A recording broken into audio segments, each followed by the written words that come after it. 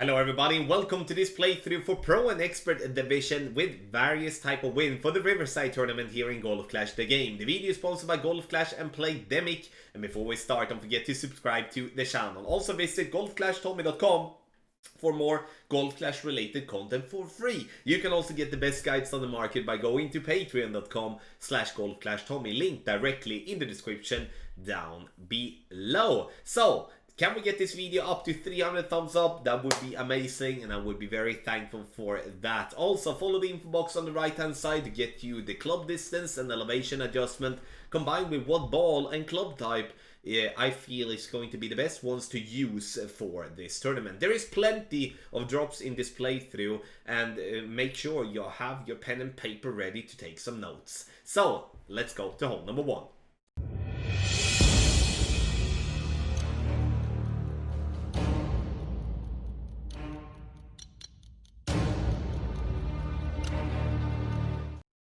Hello everybody and welcome to this playthrough for Pro and Expert Division with various type of win for the Riverside Tournament here in Golf Clash the game. The video is sponsored by Golf Clash and Playdemic, and before we start don't forget to subscribe to the channel. Also visit golfclashtommy.com for more Golf Clash related content for free. You can also get the best guides on the market by going to patreon.com/golfclashtommy, link directly in the description down below. So can we get this video up to 300 thumbs up? That would be amazing and I would be very thankful for that. Also follow the info box on the right hand side to get you the club distance and elevation adjustment combined with what ball and club type I feel is going to be the best ones to use for this tournament. There is plenty of drops in this playthrough, and make sure you have your pen and paper ready to take some notes. So let's go to hole number 1.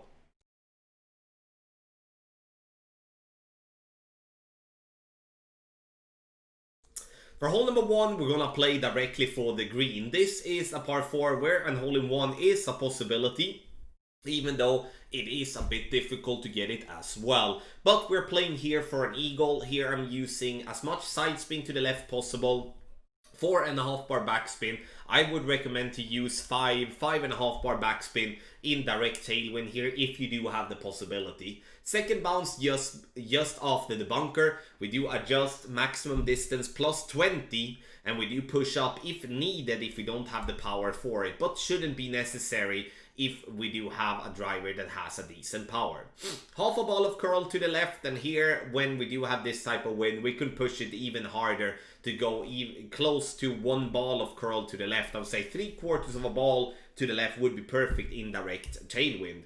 If we do have a crosswind here, we're gonna have to push with overpower, and then a power 5 ball would be recommended big time. If we do have a direct headwind, it's gonna be difficult to make it over, but a possibility. Those of you having lower level drivers with headwind, you will have to lay up on the top right side using a short iron towards the pin in minimum distance. Still a very good chance for an eagle nonetheless. If you're gonna win the tournament or have a good or have a chance for a top spot, this one needs to be an eagle.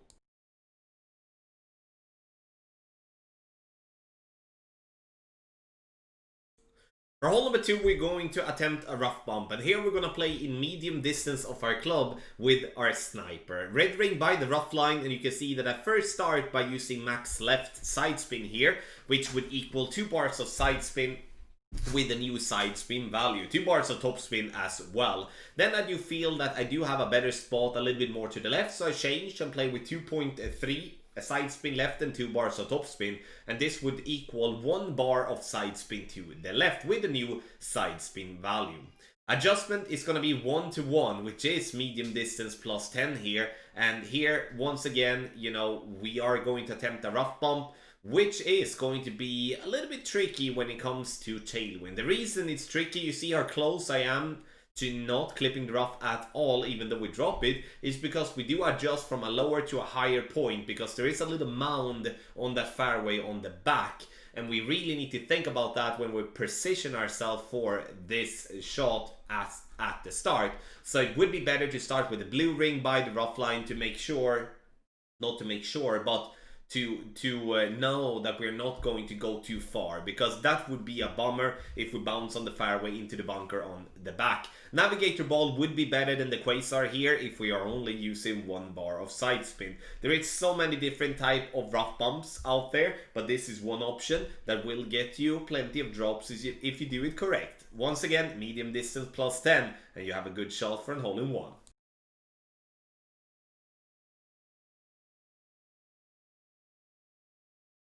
For hole number 3, I would strongly advise you to play with a power 5 ball if you do have the possibility. If you do not have the possibility, then play with a power 3 ball minimum.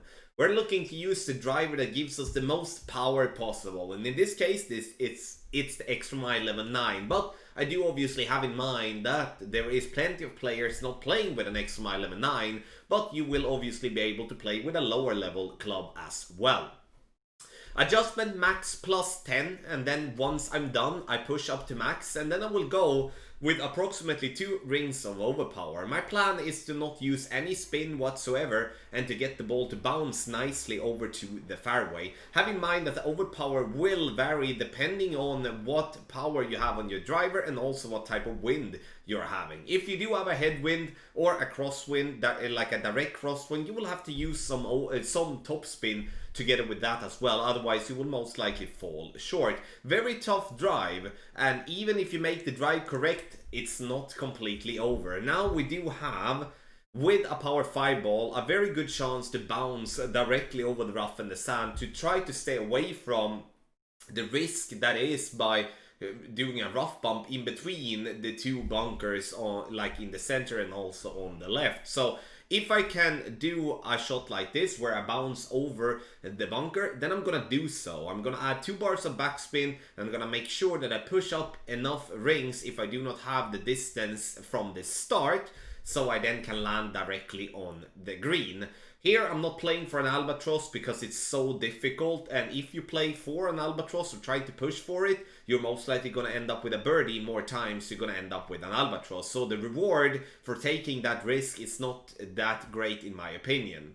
Maximum distance plus 10 for the drive, maximum distance, no elevation for the second shot. And have in mind that if you do not have the distance with your drive, you're forced to do the rough bump in between the bunkers, and that's going to be very difficult. This is, however, a very difficult par 5 as already mentioned, so take the eagle and be happy with it.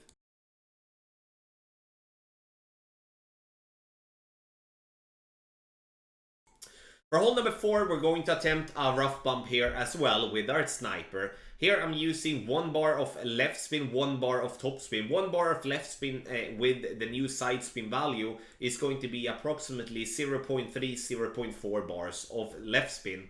Using 2/3 of the blue ring to be at the fringe with the ball guideline pointing to the right side of the cup.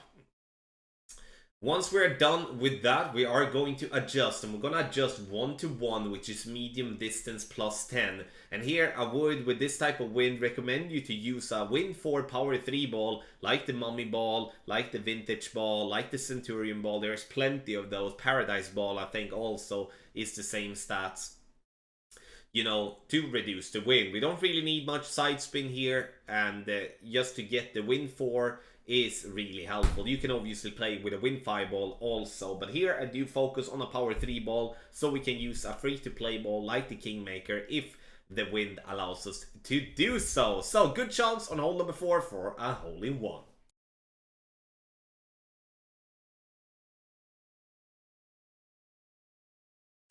For hole number 5, we are going to attempt to go over the water if we do have crosswind or a tailwind. If we do have a headwind, we're going to have to lay up, and I'm going to explain to you in what way when we're taking our shot. Here I'm using a club that do have 6 bars of topspin, and that is definitely recommended.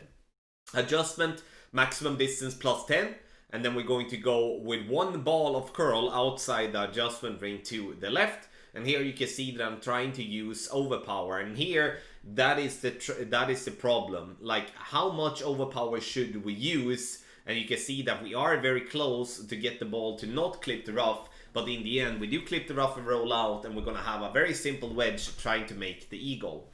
Here I would, however, though, recommend to play with an Apocalypse if you do have the possibility. That's because you do have a decent amount of topspin and you also have a decent amount of curl, because as you could notice here in that video, you're definitely gonna need a little bit more curl, otherwise you're playing with such a fine, like small margin by the water there on the left. Because if you clip the rough on the left side, you're gonna drop into the water and lose a shot. That's just how it's going to be. If you do want to try to go with some sort of a power hook or like a power play, you can use whatever type of club, but have in mind that that's going to be a different adjustment depending on what club, because the accuracy is different. I just want to show you that even though with a low level extra mile, meaning that we do only have 4.5 bar topspin, we make it over to the other side even though we clip the rough. So 6 bars of topspin would definitely be very helpful here, and this was also made by a katana, as you could see. So in the end here, this is what you do in tailwind or crosswind. You decide if you want to play a power hook here, or you do want to just play a normal shot with curl. If I do have the possibility to play just a normal curl shot, then that's what I'm gonna do for its consistency, because I don't really rely on the power hooks being my friend all the time. If you do have a headwind, you do lay up short on the fairway, and then you're gonna have a sniper towards the pin. Pretty boring route, as it is a difficult one to drop from distance, but in a headwind, if you try to go over the water, I can promise you that you will 100% of the time end up into the water.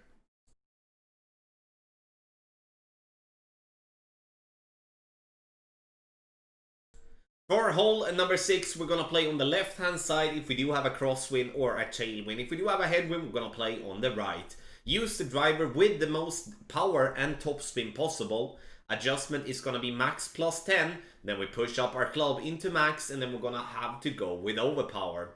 Here I'm using 3 rings of overpower with this shot. And that is, you know, because we do need it. If you do have a driver like the Apocalypse level 5+, you're gonna have more power than the Extra Mile level 8, and then you're gonna have to reduce and play only 2 rings of overpower instead. Having lower level drivers like Extra Mile level 7 or below, which only have 4.5 bar topspin, then you need to go with more overpower, as you don't have the same topspin as Extra Mile level 8. So you really need to think about what to do with the different type of drivers. This per default is with a 236 yard driver with 6 bars of topspin, and obviously less power equals more topspin, less power equals more topspin, and more power equals less overpower.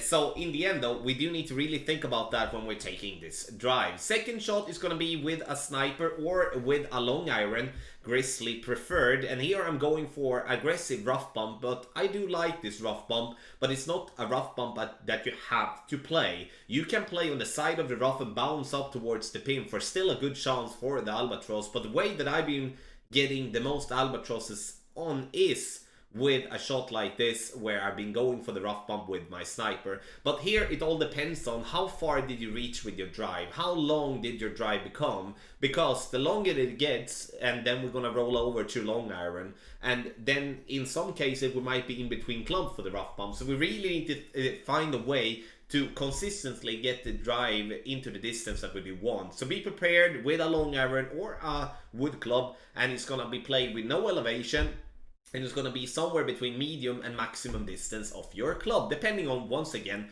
which setup you need to play for the second shot.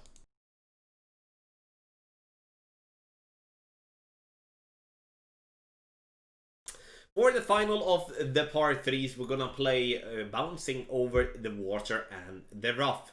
Have in mind here that if you do have a headwind or a crosswind, you could take an easy way out going with the rocket and max backspin directly on the green. Will that increase the possibility for an hole-in-one? No, it will decrease it rather than increase. So I would recommend you to play with the sniper before the water if you feel that you're gonna have the best chance possible making a hole-in-one here on hole number 7.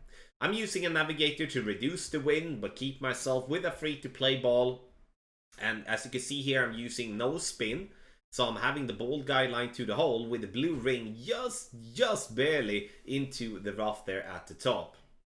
Adjustment is gonna be maximum distance plus 20 for this adjustment. We do adjust, and then it's time to take our shot. Centered into the adjustment ring, and now the only thing we need to do is to hit perfect. Then we know that we are at least gonna be on the green. We do like when the camera angle turns around, and we'll let this body scroll into the hole for an hole-in-one. So that was nice. This is a par 3 that you can make way more difficult than it is. I really do enjoy this par 3 though. Has brought me a lot of luck in the days. So max plus 20, power 1 ball, and we play with Quasar or Navigator. Sure, for those of you who want to play with a wind 5 ball, power 1, then you can do so instead to reduce the wind even more. Sniper! Key club on all the par 3s in this tournament.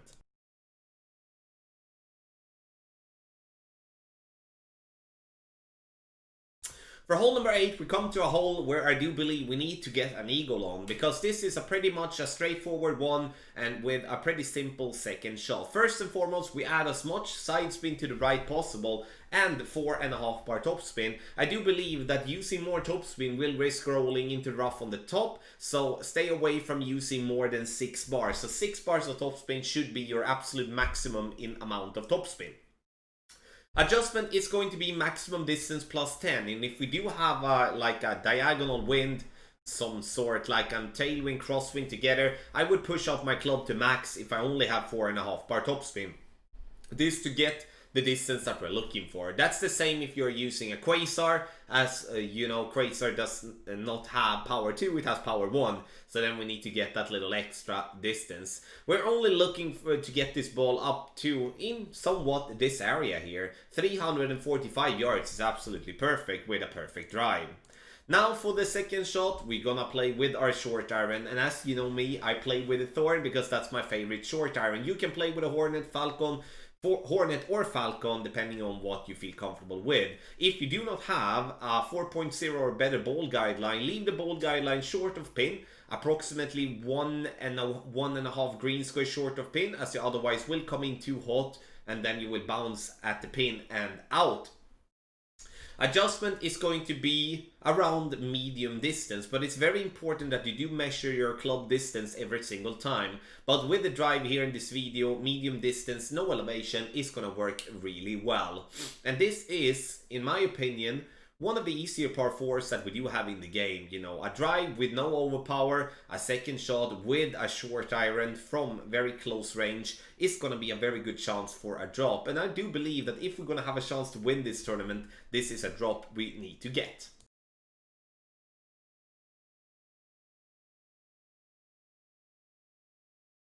For hole number 9, I do want us to play with the quarterback as a driver. If we do have a headwind, I could stretch to play with the rock instead, as, you know, you do have still a good accuracy and a decent curl when it comes to the rock. So, but per default here we play with the quarterback, red ring by the rough line, using a power 1 ball or power 2 ball with minimum side spin 2. Adjustment is going to be as much top spin possible with as much side spin to the right possible, and then we're going to play with 3/4 of a ball outside the adjustment ring to the right. Ball bounces nicely on the fairway, we're getting it over to the other fairway, and the only thing that we're looking for here is to stay away from the bunker on the left. 325 yards is going to be played very close to maximum distance when it comes to with a power 1 ball. So we're just before plus yardage starts.